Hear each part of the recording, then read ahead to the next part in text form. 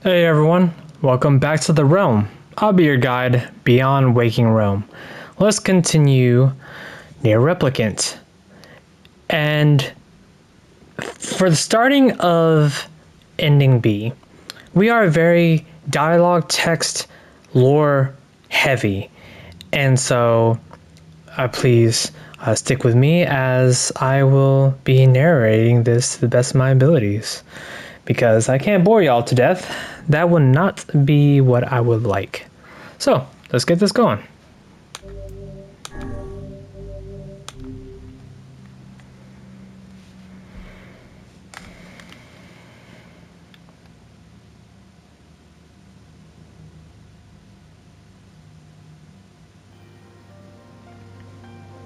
Whenever I interacted with Kainé, I was reminded about something from my past. Maybe my mind has been confusing her with my sister this whole time. Anyway...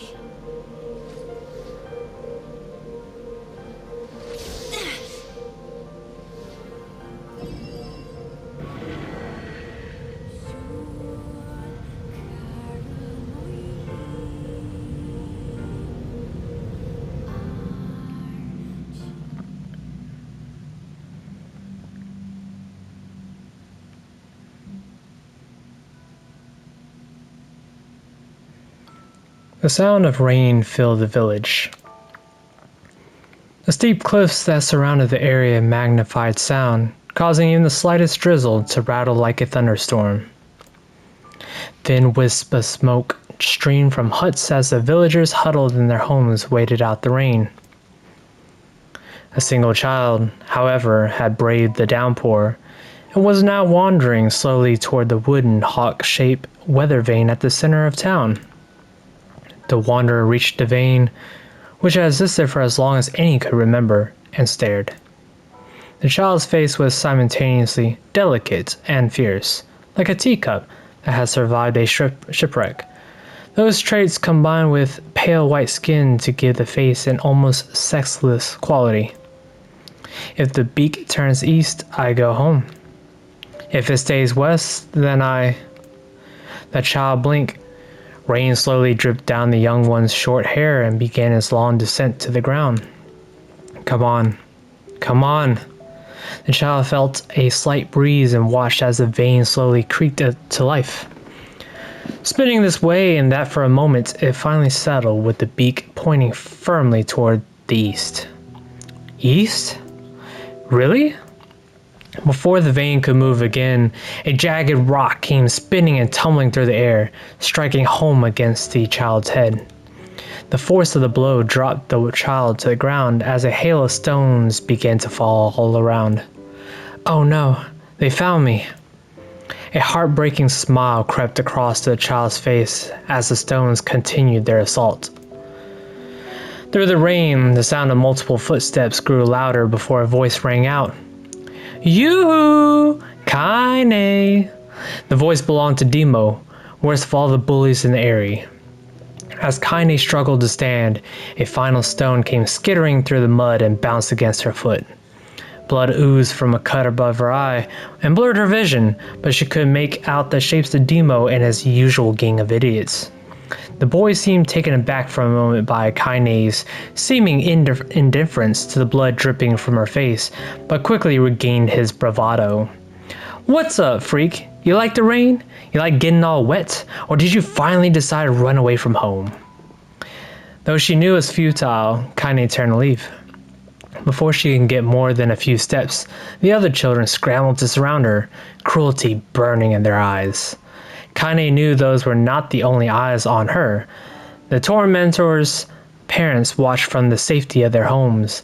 She was attuned to the sensation. It was one she had experienced many times before. While some villagers simply turned a blind eye to the actions of their children, many encouraged it openly. In a society ruled by superstition and fear, Kainé was something to be hated and, if possible, destroyed. I didn't say you can leave, freak. Demo's words chewed at her like a worm through an apple. He can't hurt me, she lied to herself. Be strong.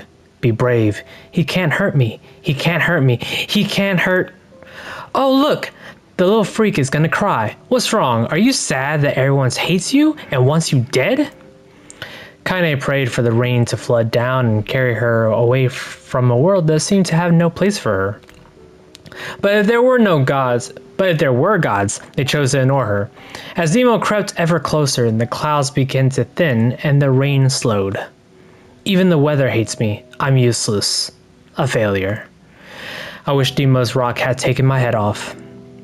Kainé couldn't meet Demo's leering gaze. She lowered her eyes and stared at the muddy ground below. The bully moved forward until he was inches away. She could smell the scent of old meat on his breath.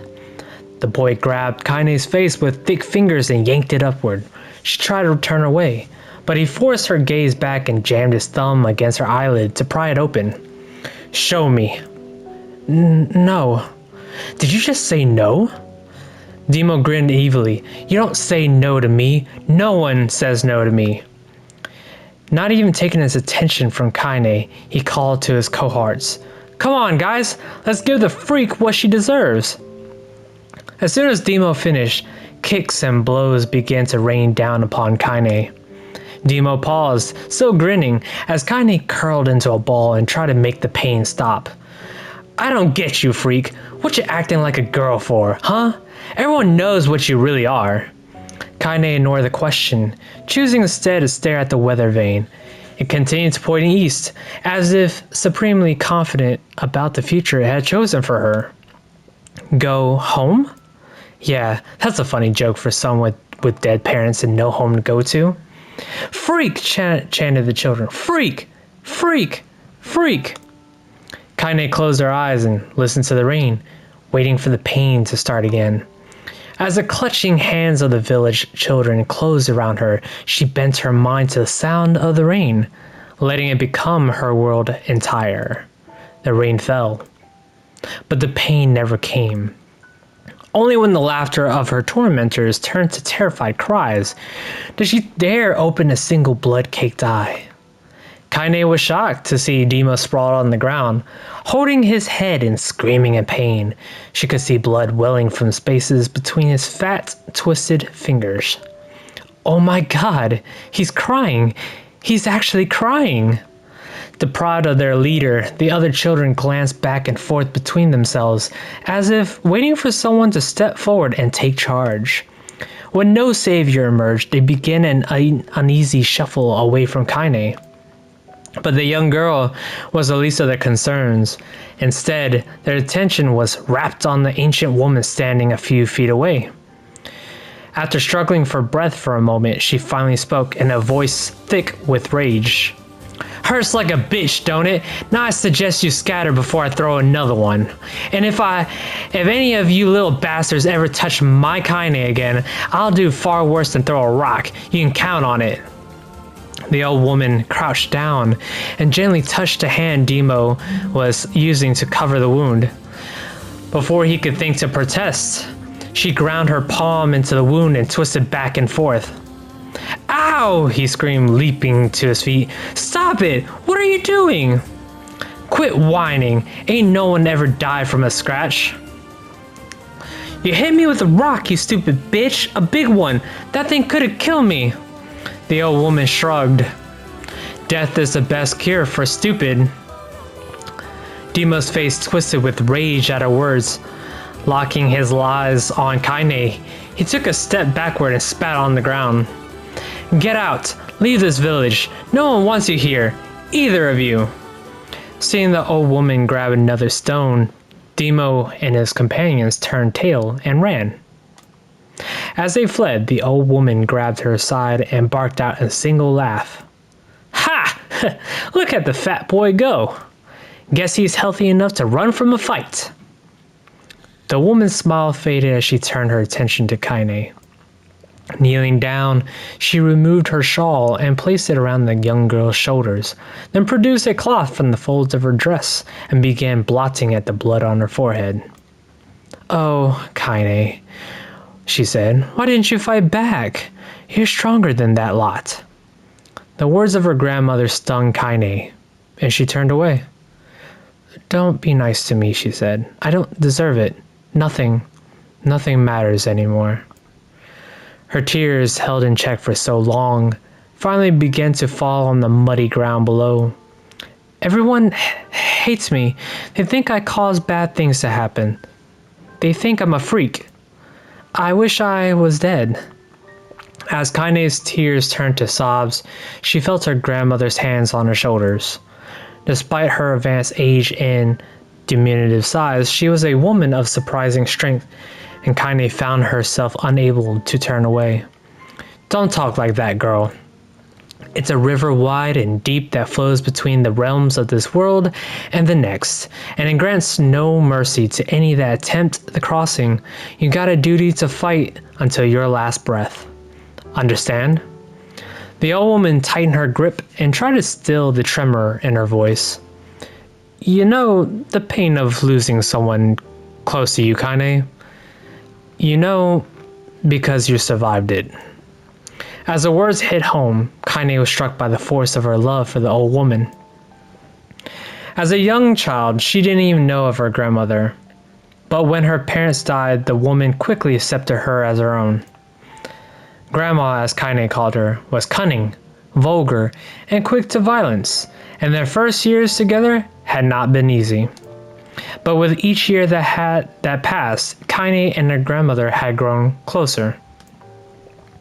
However, it was only now, sitting in the mud with tears and blood caking her face, that Kainé truly understood the depths of her affection. Here was a woman who had seen hard times, who had seen death, who had fought through all these things and somehow emerged on the other side. If anyone could understand Kainé's pain and loneliness, it was her. Do I make you sick, Grandma? Course not. Don't be an ass. Kainé drew her grandmother's moth-eaten shawl around her body and shuddered. But my body, it's not normal. If I was normal, then Mom and Dad wouldn't...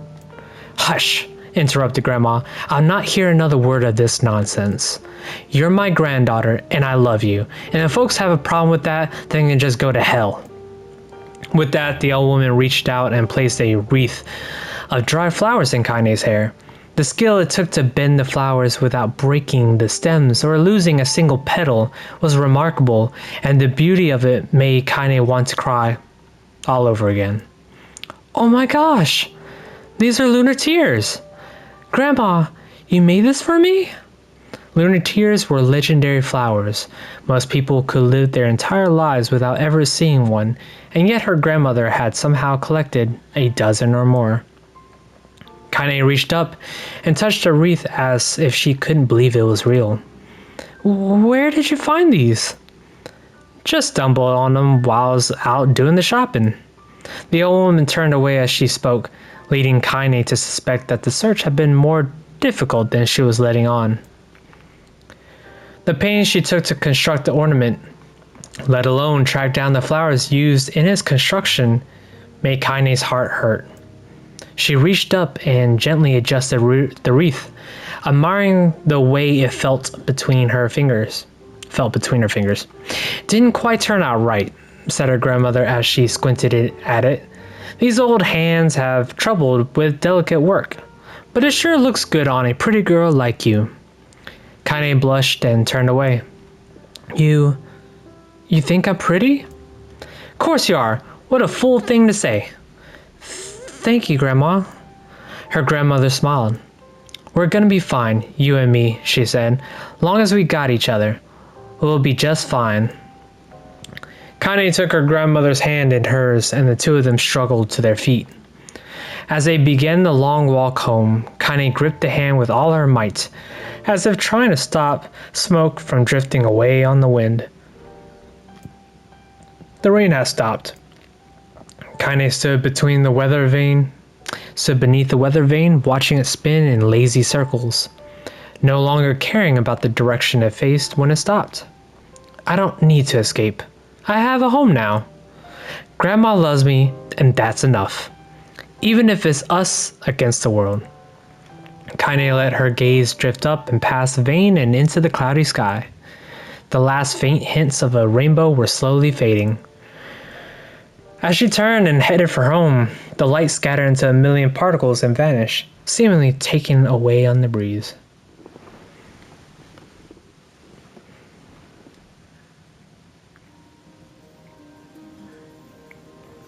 In the distance, Kainé heard the steady sounds of an axe striking wood.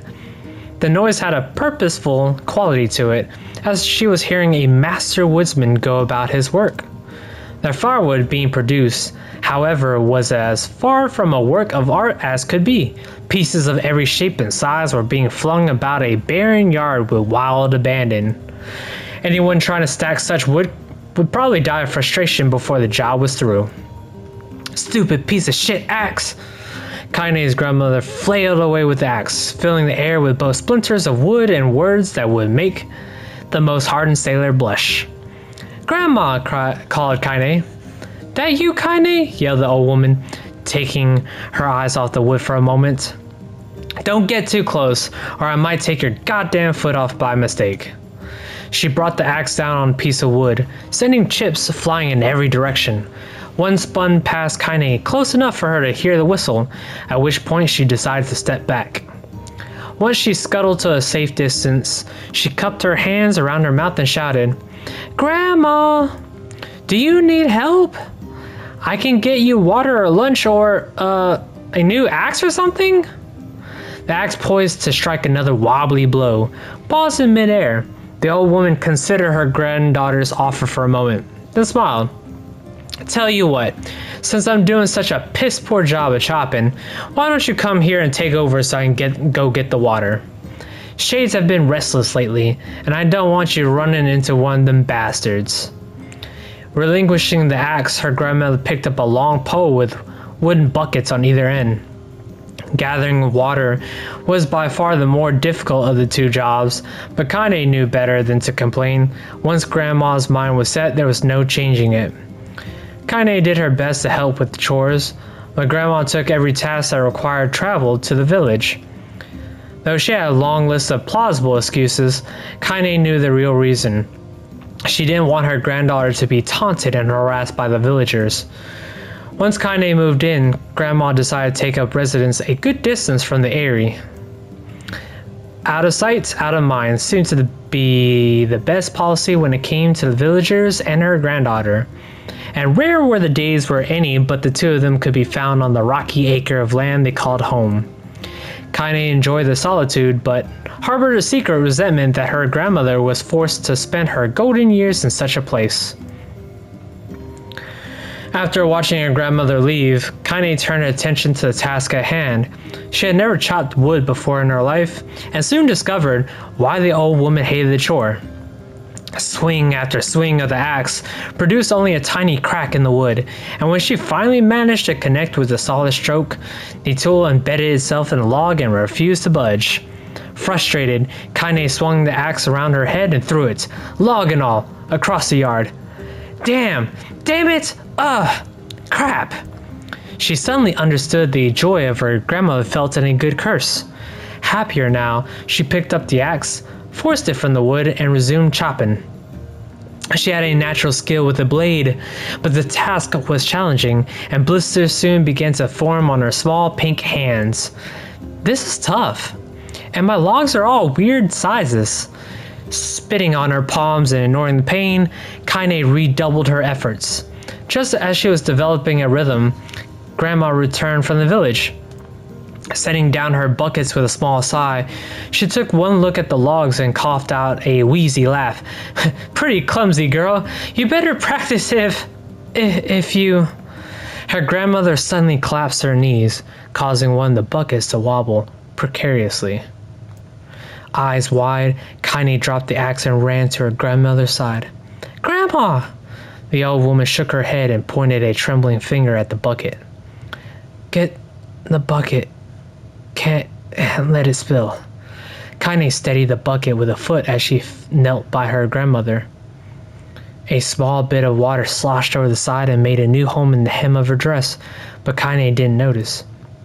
"Grandma? Grandma, what's happening?"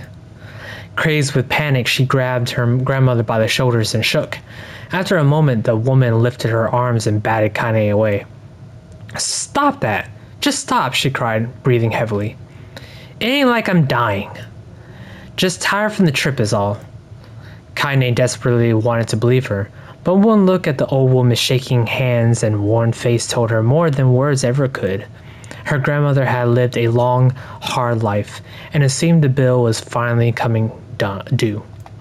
The time when her grandmother watched over Kainé was ending.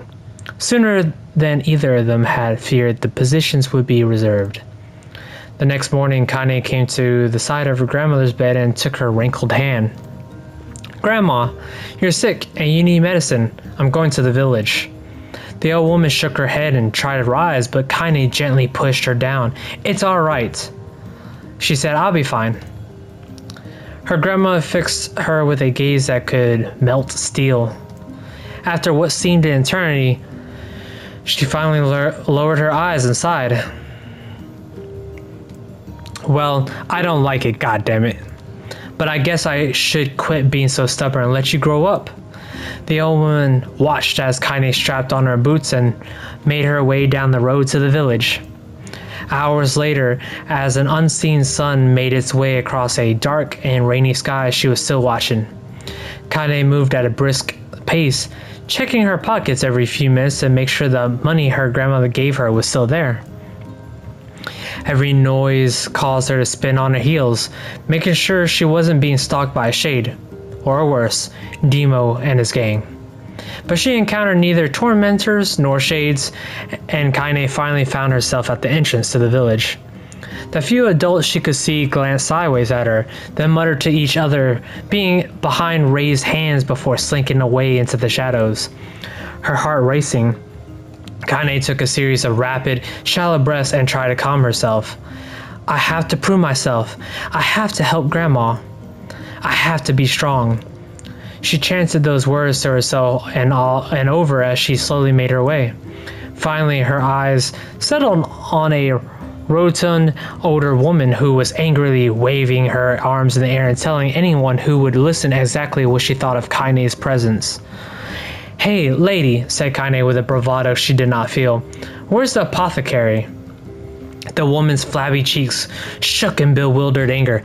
"How dare this thing speak to me?" they seemed to say, but Kainé saw that her eyes held a different emotion. Fear. "Yeah, we're both scared, lady. Trust me on this one." "Which way?" Kainé repeated. The woman pointed at a small building to her right before hitching up her dress and stumbling off in the other direction. Kainé cringed, expecting a stone to come flying from the assembled crowd, but none came. Her mind was filled with a strange sense of pride as she made her way to the apothecary, but the new emotion had little time to take root, for as soon as she opened the door, she noticed a familiar customer at the counter. It was Demo. He'd clearly been sent here on some kind of family errand, because his gang of followers was nowhere to be found. "Oh my god," he sputtered. What are you doing here, freak?" The insult was delivered without force, and Kainé happily ignored it. Stretching on tiptoes to see over the counter, she asked the shopkeeper for the medication. "Ha!" barked Demo. "That old bitch finally keel over? Go to hell, Demo." The boy's eyes grew so wide they seemed ready to fall out of his head, but before he could let fly a comeback, or worse, a punch, the apothecary told him to knock it off before he kicked them out of the store. Demo slunk out of the shop, cursing Kainé under his breath. Once he was gone, she allowed herself to breathe once more, taking a brief tour of the shop while the owner prepared her medication. Countless tiny bottles filled the cramped store, each with a label written in some indecipherable language. An ocean of aromas assaulted her nose, creating a scent that was exotic, but not altogether unpleasant. Seeing such a variety of supplies gave Kainé a sense of peace. Surely, in a world so vast, there would be a place that she could call home. On the far wall behind the counter rested a portrait of a stunning young girl. The picture had once contained bright, vibrant colors, but time had worked its cruel magic, and they were beginning to fade. The beauty of the work, however, remained undiminished. "You like that picture?" Kainé turned to find the apothecary with a small vial of medicine in his hand. His eyes were gentle but sad, and they seemed to stare through her into nothing as he spoke. "That's my daughter. I sketched it when she was just a little girl. She's been dead a long time now." Kainé didn't know how to respond. She just stared at the portrait and tried to come up with the right words. "Pictures are wonderful things," continued the shopkeeper. "They let the ones closest to you live on forever." He shook his head slightly, then looked down at Kainé and smiled. Handing her the medicine, he reached into a sizable green apron and produced a handful of old wax crayons. "You should have these. There's no one left that I wish to draw." Kainé took an instinctive step back, causing the shopkeeper's face to darken. "Yes, I've heard the rumors about you," he said. "It's a small village, and word travels quickly. Between you and me, I'm not sure which of them to believe, but I also don't think they matter much. I know your grandmother, Kali, and I think the way she was driven out of this town is just deplorable." "Grandma's name is Kali?" thought Kainé suddenly. She was still mulling this new fact over in her mind as she reached out and gently took the crayons from the apothecary's hands. "Your grandmother is an old friend of mine," he said as Kainé scooted away yet again, "and I owe her much. I wager she would like it if you drew a picture of her." "Yes, I think she would like that very much." Kainé murmured a quiet agreement, but inside her heart was bursting. Never before had a villager treated her with anything but complete contempt. It was a tiny, almost imperceptible step, but it was a step nonetheless, and with enough tiny steps, she might one day discover the rest of the world. When Kainé returned home, she found her grandmother asleep in her bed. Her feet were blackened and raw, even bleeding a bit in places, leading Kainé to think that she had been pacing around the room until exhaustion finally caught up with her. She placed the medicine by her grandmother's pillow and turned to leave, but found the old woman's hand clasped around her arm. "Back already, are you?" asked her grandmother with a yawn. "Come here, let me have a look at you." Grandma sat up and examined Kainé from head to toe. Finally satisfied that nothing terrible had befallen her grandchild, she leaned back and allowed herself to relax. "Well, how was it? Those bastards give you any trouble?" "It was kind of fun," said Kainé with a small smile. "No, seriously, it was." "Fun, eh?" asked her grandmother in a voice which implied she believed anything but. "Uh-huh. So anytime you need me to run an errand, just let me know." As she spoke, Kainé removed the crayons from her pocket. After a brief explanation of their source, she informed her grandmother that she was going to sketch her portrait. "A portrait of me? Ridiculous. No one wants to stare at a wrinkled old crone." "But Grandma, it'll make you live forever." "Horse shit," said her grandmother, throwing back the sheet from her bed. "Living forever would just piss me off. Now put those crayons away and help with dinner." But Kainé would not relent, and in the end, Grandma found herself leaning against the wall of their house, as if posing for a master artist. Kainé took up the crayons, eyed her subject carefully, and set to work. Just as her grandmother was about to nod off, Kainé finished a piece. After staring at it for a bit, she released it from her grip and let it slowly drift to the floor. "It's terrible. It doesn't look like you at all." "I'm sorry, Grandma. I thought these crayons would, make drawing easy or something." The old woman's eyes narrowed at her granddaughter's disappointment.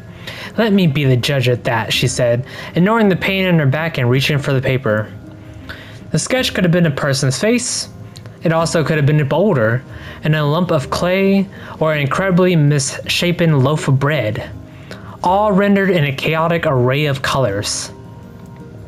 The old woman stared at the picture for a long time, then slowly wheezed out a laugh.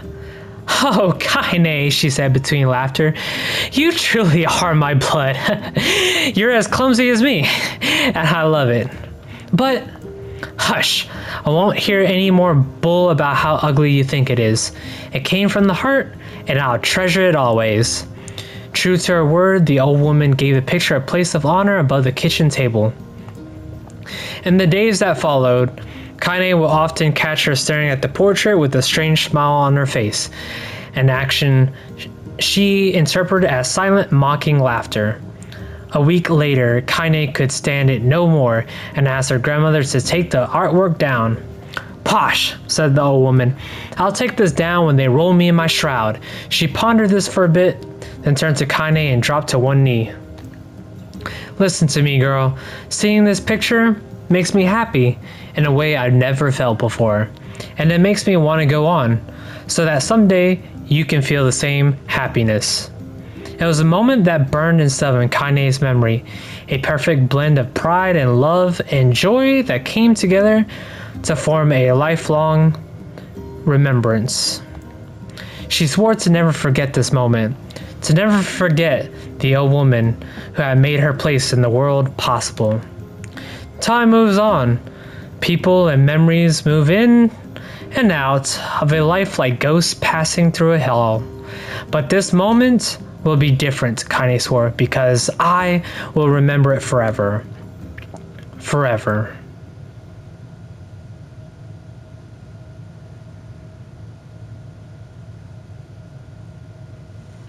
Kainé listened to the sound of crackling firewood and stared at the black object on her plate. She'd been pushing it around the wooden disc for a good 10 minutes, ignoring the bemused stare of her grandmother. Finally, she summoned her courage and gave the object a brief sniff. A sharp, bitter scent flew up her nostrils and made its home there, causing her face to twist with disgust. Grandma, I can't believe you want me to eat a bug. The old woman threw some more wood under the cooking pot and snorted. It's no bug, you fool. Girl, it's a berry. Why the hell will I be feeding you bugs? Yeah, well, it sure looks like a bug, said Kainé, and I think it's burnt or something because it smells terrible. With that, Kainé held her nose and threw the berry in her mouth, chewing as little as possible. Oh yeah, that's terrible, alright. Why, you little brat, laughed the old woman. Look at the sass on you. You've been spending too much time with me, and that's a fact. 5 years had passed since the moment when Kainé's grandmother saved her from the bullies. As is often the way with two stubborn people, their relationship had grown in fits and starts, but moved forward all the same. Meals that used to be somber affairs were now filled with laughter and hurled abuse in equal measure. Kainé could not remember a time when she had been happier. As the years went by, Kainé started to shoulder more and more of the daily responsibilities. Her grandmother's legs grew weaker by the day, and she could no longer do many of the chores she used to take for granted. And so this morning found Kainé lacing up her work boots with a breakfast of burned berry rolling through her belly. Where are you going today? Asked Grandma suddenly. Kainé looked up, surprised. The old woman rarely asked for specifics anymore. Well, I was going to check out the kelma trees and see if they were ripe. I thought we could make some jam or something. Oh, I'm going to pick up some flagstones, so I need to take the wheelbarrow. Flagstones? What in the hell for? Kainé stared at her grandmother, then held out an arm and swept it around their home, constructed mostly of cloth, rope, and rubble. The old place sagged like a boxer in the final round. Grandma, a dying cat could chew through this house. I'm going to build a stone wall so we have some protection. The old woman laughed, exposing her toothless grin to the world. God damn, girl, if a bunch of thieves would want to ransack this old place, let them come. We got nothing worth stealing anyway. I'm not worried about thieves. I'm worried about shades. People saw one west of the village yesterday. The old woman tilted her head and stared at her granddaughter. Well, shoot, I don't know why I have to do it today. We can worry about it some other... Grandma, no. If I don't go to the kelma trees, we won't eat tonight. You know that. A confused expression passed across the old woman's face, and for a moment she was a small child lost at a carnival. Yes, she said after a bit. Yes, of course, you're right. I'm sorry, Kainé. Lately, it seems my mind is... She didn't finish the thought, instead walking over to her nightstand and gently taking the wreath of lunar tears from the drawer. The flower's petals had aged to a brilliant whiteness, and Kainé thought it was more beautiful now than the day she first received it. "You're gonna be a true woman soon," Grandma said as she placed the flowers in the girl's hair. "So that means less chatter about shades and building defensive walls and more talk about how beautiful you've become." Annoyed, Kainé reached up to remove the garland, but the look on her grandmother's face stopped her hand.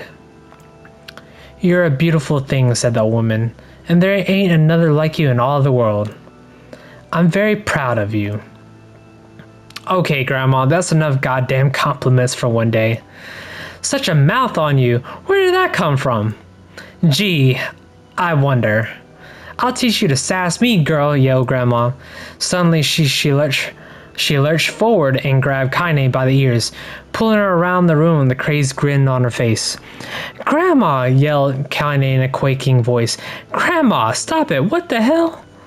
The old woman stared at her and blinked, then slowly held her wrinkled hands out as if it was the first time she had ever seen them. I don't know what happened there. I'm sorry, girl. Sometimes my mind just..." Kainé thought the look on her grandmother's face was the most heartbreaking thing she had ever seen. "Listen," she began, "maybe I should stay home after all." "No, I won't have you stay here to keep an eye on an old codger like me. You go get your fruit and your wall and whatnot. I'll be fine. And when you come back, I'll have a nice grasshopper dinner waiting for you." Kainé rolled her eyes, then kissed her grandmother on the forehead and made ready to depart, trying desperately to ignore the worry that was gnawing at the walls of her heart. Kainé could feel the old woman's eyes watching her as she moved down the path. Don't turn around, she told herself, but in the end, the temptation was too great. She spun on her heel for one final look and saw a small, bent woman standing in front of a ramshackle hut with a sad expression on her face. Gods, she looked so old now. It's like the wind could reach down and just carry her away. Kainé worried about her grandmother all day, causing her work to suffer. What little fruit she could collect was tossed carelessly into the wheelbarrow, and she only found a couple of stones before losing interest in the project. Finally, as dusk approached, she decided to call it a day. Cursing herself for lack of focus, Kainé pushed a nearly empty wheelbarrow back down the path. As she crested the final hill, she suddenly froze in place. The wheelbarrow fell from her fingers and collapsed on its side, sending a few pieces of wrinkled brown fruit rolling back down the hill. Her gaze was transfixed by a thick black cloud that hovered just ahead. Tracing its path with the finger, Kainé suddenly felt her stomach knot in on itself. No! Oh gods, no! Her grandmother's house was ablaze, the flames licking up as if trying to touch the sky itself. Grandma! Grandma! Kainé ran, then faster than she had ever moved in her life. Once she tripped on a stone and went sprawling into rocky ground, but she leapt to her feet and continued running, unmindful of the blood that spilled from her wounded hands and knees. As she got closer and closer, Kainé's mind began to race in time with her footfalls. It's too dark. It's too dark, not just fire. Can't be fire. Too much smoke. Gotta save her. Gotta save her. She burst into the front yard and came to a sudden halt, her worst suspicions confirmed. The smoke from the fire was mingling with the thick, inky blackness of an enormous shade. The massive creature supported itself on 3 twisted feet and achieved balance through means of a large armored tail.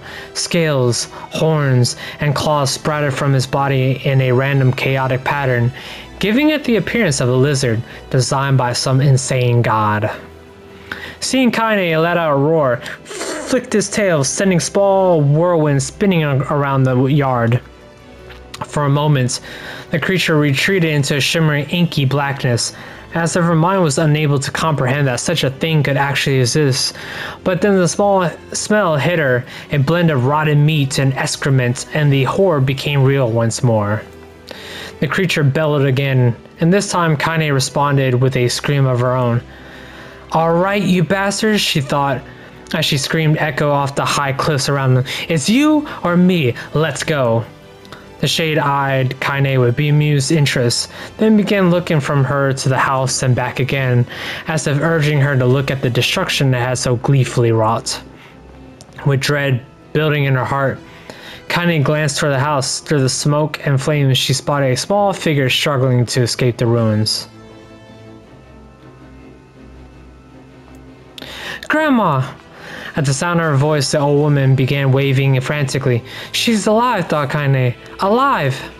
Kainé's legs sprang to life as she raced across the yard toward the flaming wreckage of the house. Well, guys, I'm going to end this episode here. We have a lot more to go through the next text dialogue. So, to you beautiful people, stay true to yourselves, and we will continue next episode. I love you, beautiful people. Until next time, peace.